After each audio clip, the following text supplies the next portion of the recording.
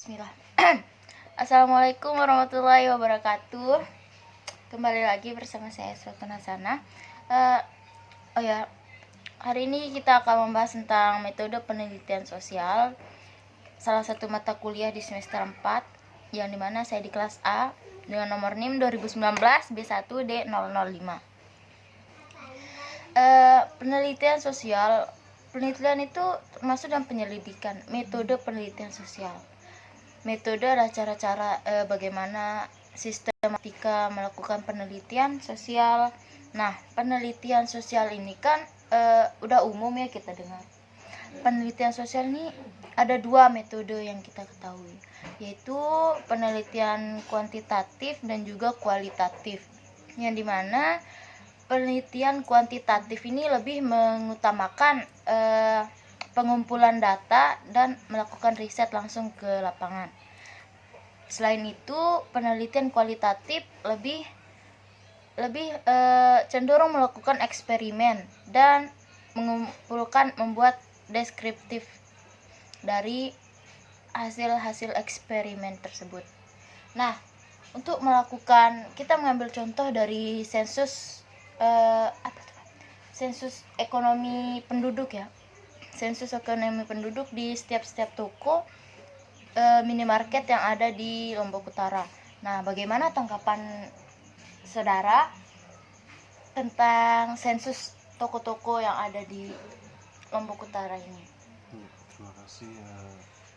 Menurut saya dan kebetulan yang melaksanakan sensus ekonomi tersebut merupakan teman-teman saya akan memberikan penjelasan sedikit saja bahwasanya mereka itu melaksanakan sensus penduduk itu belum merata. Artinya sensus yang mereka laksanakan itu cuma melakukan sampling saja, bukan melaksanakan riset secara menyeluruh. Sehingga menurut saya data yang mereka miliki itu hanya sebagian saja dan tidak valid, karena yang mereka sensus itu cuma yang berada di sekitar jalan raya aja gitu. Berarti yang di dalam kampung tuh nggak terhitung ya? Ya, seperti itu. Jadi seharusnya kalau mau ngambil sampel yang di dalam kampung juga termasuk ya, sih kan. Di dalam kampung juga ada banyak minimarket kecil-kecil. Menurut saya memang kalau kita mau mengumpulkan data yang lebih objektif, seharusnya semua pedagang yang ada harus kita datangi untuk mendapatkan data yang valid. Kalau hanya kita mendata untuk di wilayah dekat dengan jalan raya, itu tidak bisa dikatakan valid gitu. Nah, selain itu jika melakukan penelitian seperti tadi tapi mengubahnya melakukan penelitian kualitatif, kira-kira gimana? Kalau menurut saya, kalau seperti itu akan menghasilkan data yang sama, tidak akan valid, karena itu kan bentuknya nanti sampel, tetap pada sampel, bukan kita terjun ke lapangan. Untuk mendapatkan sebuah data yang lebih akurat atau valid, kita benar-benar harus terjun ke masyarakat itu untuk mengetahui seberapa tingkat ekonomi mereka, data pembenaran data itu seperti apa. Kalau kita tidak terjun langsung ke masyarakat, kita tidak akan menemukan jawaban yang benar-benar valid. Tapi manfaat dari penelitian sosial sendiri itu kan untuk menemukan jawaban dari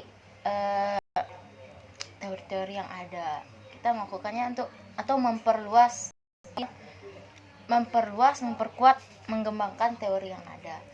Namun jika hanya melakukan sampel, tidak ada kekuatan di hasil dari penelitian tersebut, akan terjadi ketimpangan sosial terhadap masyarakat yang kita mengambil sensus tersebut? Sebenarnya masalah di sini itu bisa kita selesaikan dari lebih dari atas dulu. Karena kenapa? Karena kalau dari atasan atau dari pemerintah itu memberikan perintah langsung untuk melaksanakan sensus secara merata, itu bakalan mendapatkan hasil yang lebih maksimal gitu.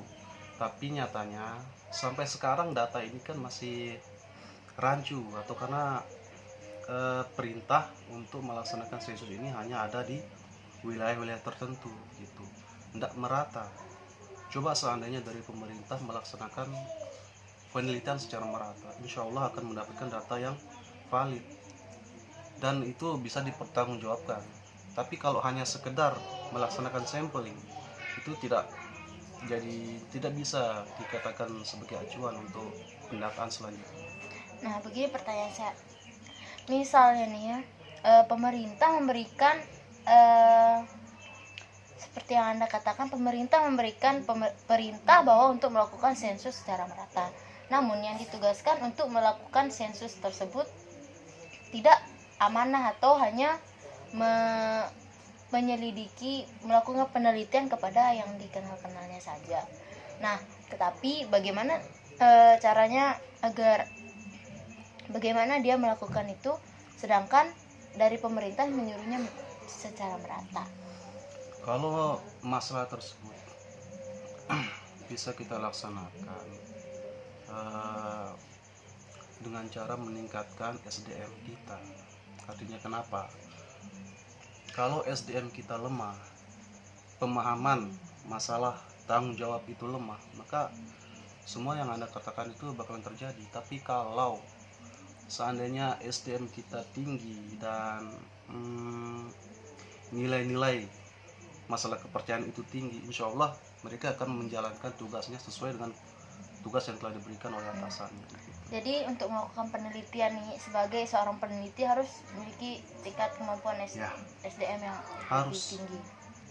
Ya, jadi sekian yang dapat kami berikan informasi, kurang lebihnya mohon maaf. Wassalamualaikum warahmatullahi wabarakatuh.